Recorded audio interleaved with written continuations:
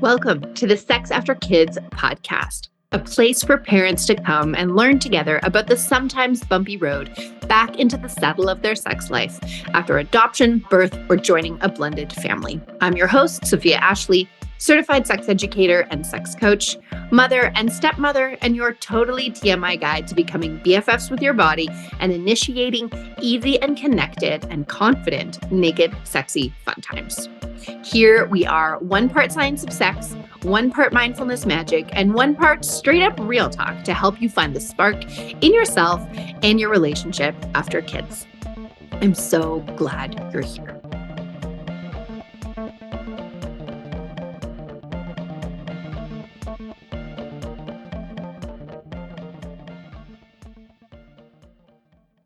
Hey, friends. I like calling you friends. Welcome back to the Sex After Kids pod. I have a question for you. What do birth control pills, sleepless nights, and how you balance chores in your relationship have in common? You guessed it, libido. In the next 3 episodes, like little mini-sodes, we are going to explore the new landscape of your sex life after kids. My goal is to help you solve the what the fuck is wrong with me riddle that you may have been battling, that I know a lot of you are battling. So many of us go from romping in the hay on the regular to zero desire for sex, and we feel stumped and clueless as to what to happen or what to do about it. The truth is that there are 1,000,001 reasons that your libido may have gone MIA or that your couple connection has shifted.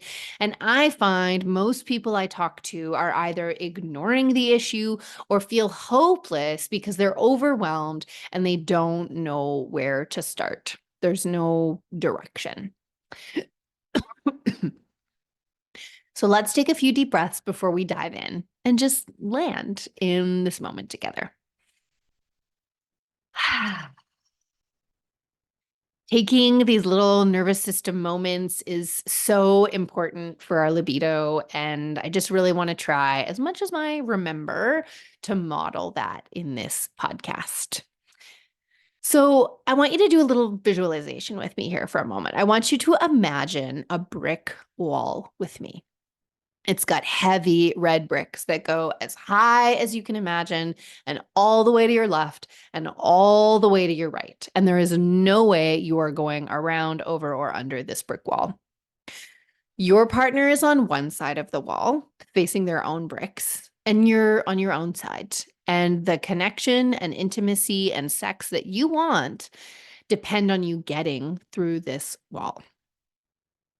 I want you to imagine that each brick in this wall is a specific limiting thought, negative experience, memory, or pain point that is getting in the way of you fully enjoying and surrendering to connection and pleasure with yourself and your partner after kids.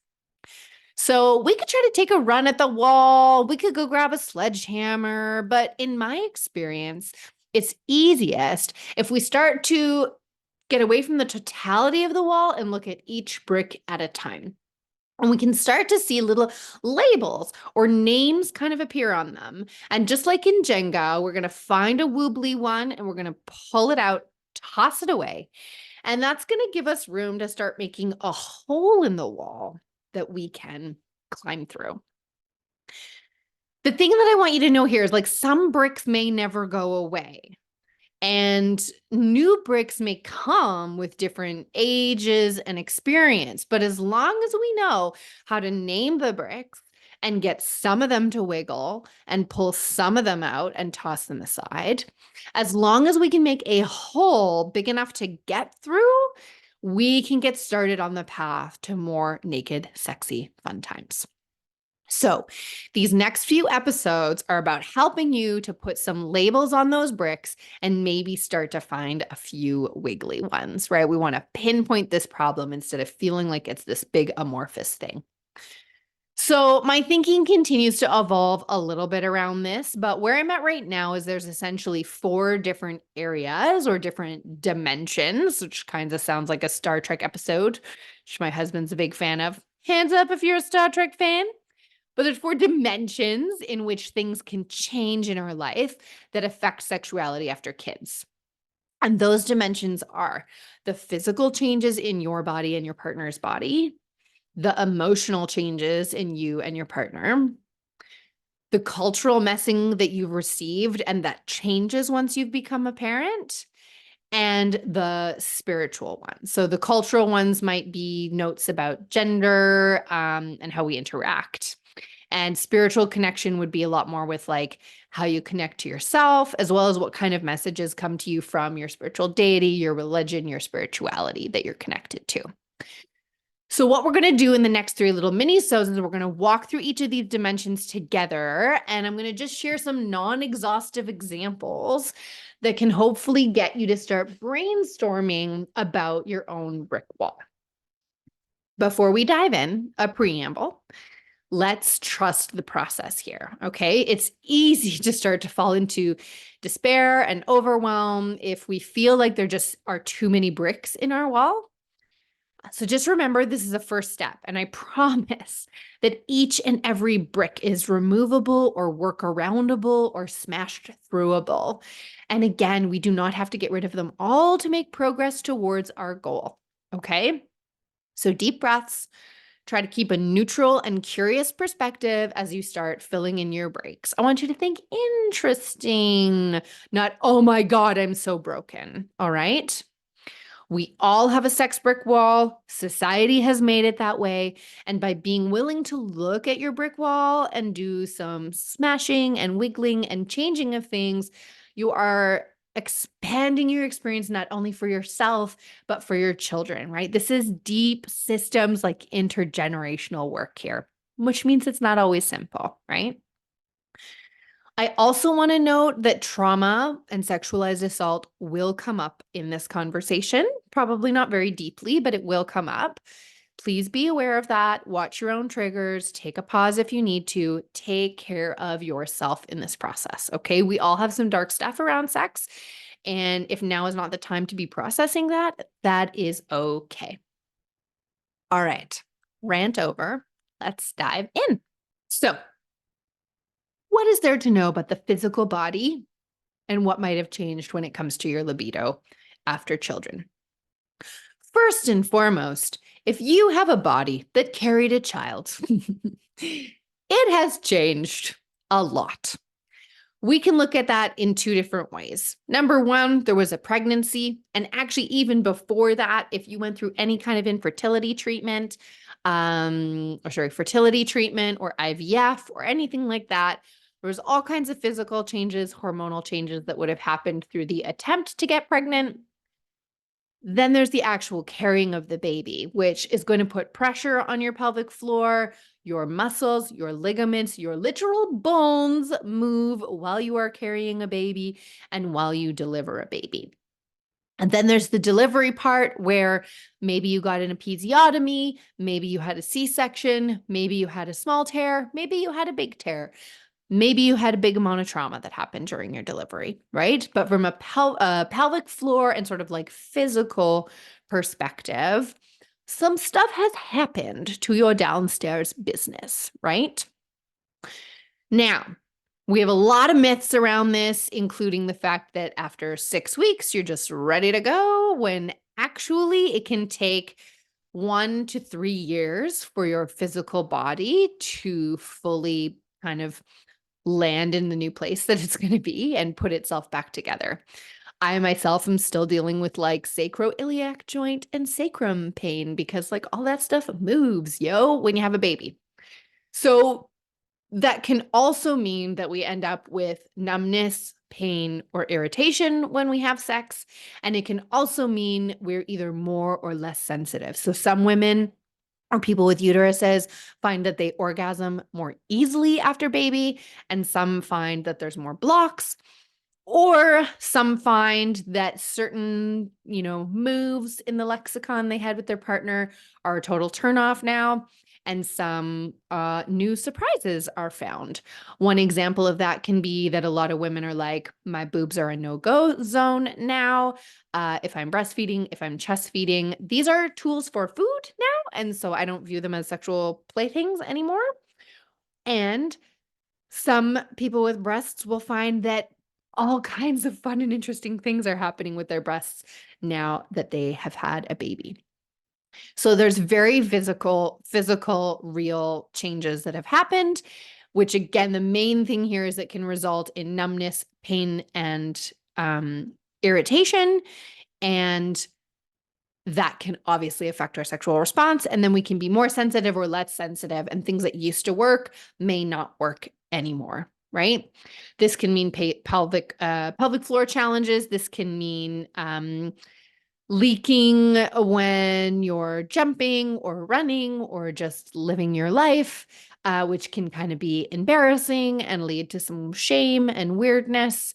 And I also want to note here that even if you had a C-section and you didn't deliver vaginally, you're still going to have had 9 months of weight and changes on your pelvic floor, which can still have an impact on your sexual response and how your body responds to sexual stimulation, right?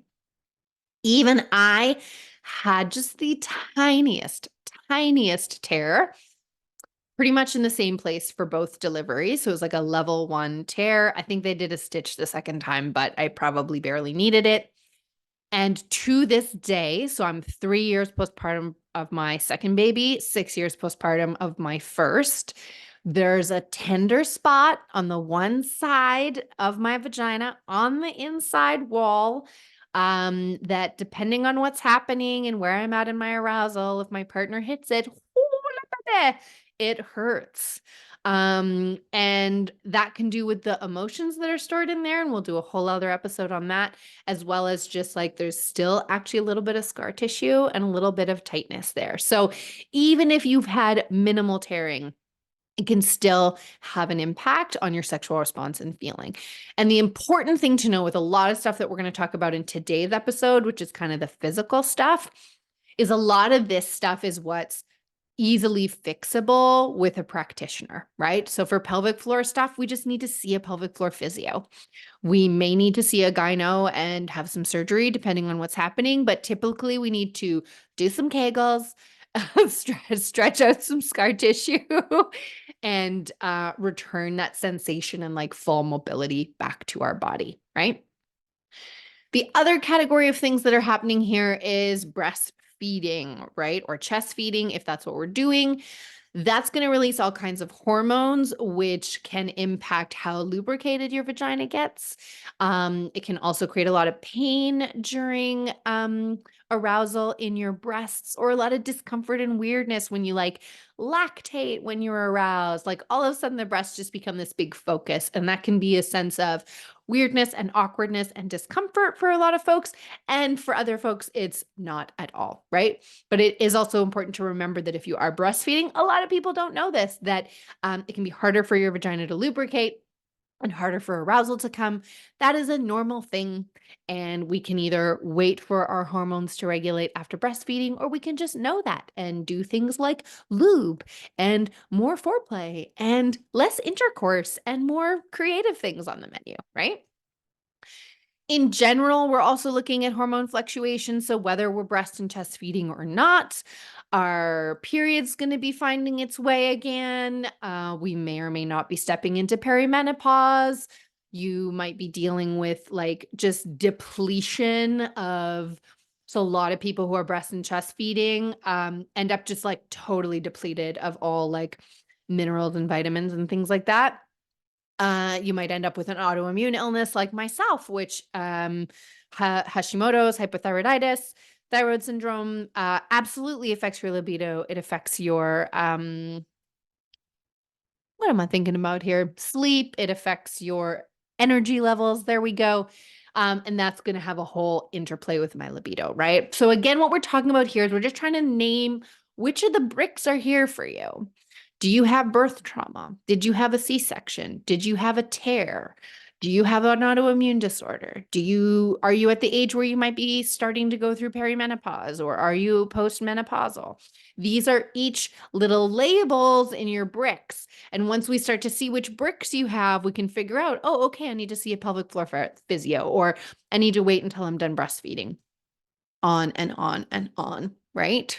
Another example is medication and birth control pills. So it is very well advertised now, although not very well advertised. There's a lot more discussion and conversation now about how birth control pills affect your libido and your mood and your body. And some people are very sensitive to this. Some people, it doesn't matter at all. So if your libido has suddenly disappeared, maybe it's the birth control that you've started once you had babies. Maybe the birth control that you're on is impacting you differently now that you've had children. And then the other piece here is medication that you're on. It is notorious for the medical establishment to just simply omit telling people about the impacts of different medication on their sex drive. So if you didn't ask your doctor overtly, they may have not mentioned it, or you may have not read it in your pharmaceutical information. A lot of antidepressants and SSRIs and those kinds of things can affect your libido and sex drive. And if you're on a medication and you don't know, it can certainly be worthwhile to ask your doctor if there are any known side effects for libido and sexual desire. Somehow we've decided that that's like not an important side effect, in particular for women. So we just don't bother to tell them. Yeah, I know, right? Stress and fatigue, friends. This is why I talk so much about that first year or those first 3 years. Like, this is going to be a season where the goal isn't necessarily to get back to the hottest and heaviest sex of your life. And this is probably the biggest disservice that we do, in particular to men, right? Is that we feed everyone this myth that 6 weeks post delivery, once you get your vaginal checkup, your C-section scars healed, you are good to go. And the reality is that you might physically be ready, although very likely you are not physically ready at that point. But emotionally, you're probably not ready. And then also in the first 1 to 3 years, it is very likely you do not have the energy um, to want to have sex, right? So fatigue is huge. If you are exhausted, that can put you in that fight or flight place, which means your body is like not interested in that kind of stimulation.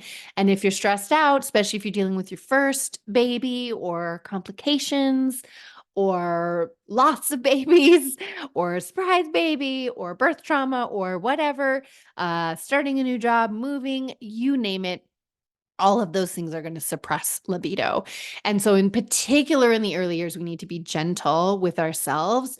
If we're later on, this is just an acknowledgement, and we really want to make sure like this is going to be super relevant for both parents, right? So stress can affect libido in anybody's body. If we're adoptive parents, if we've adopted a newborn, or if we've just welcomed some children to our family, we're not used to the family rhythm, then that's going to be a big part of things. If we have joined a blended family and maybe we didn't have kids and now we're getting used to a family rhythm, stress and fatigue, I've shared in my first episode, was a big part of my partner's libido contrast with me. As I became a stepmom, and also, me just kind of adjusting to like family rhythm from being a single person, right? So stress and fatigue are not to be, what's the word here? Like overwritten. Like they're important and more important than we think about. And I like to touch here on sort of the difference. Stress, I mean, again, we could go through a lot of pieces here, but there's a difference between the stress of like general everyday overwhelm of like, you've got a major project at work, or you've got a parent that's sick, or that kind of thing. And then there's the stress of just being in sensory overwhelm, which they both have the same effect, but sensory overwhelm would be my 2 children are fighting all of the time, hitting each other, screaming really loud.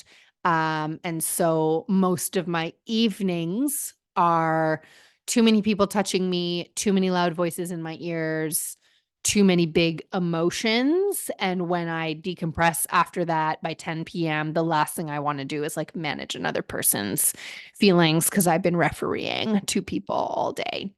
So it's important to kind of note the two different pieces there.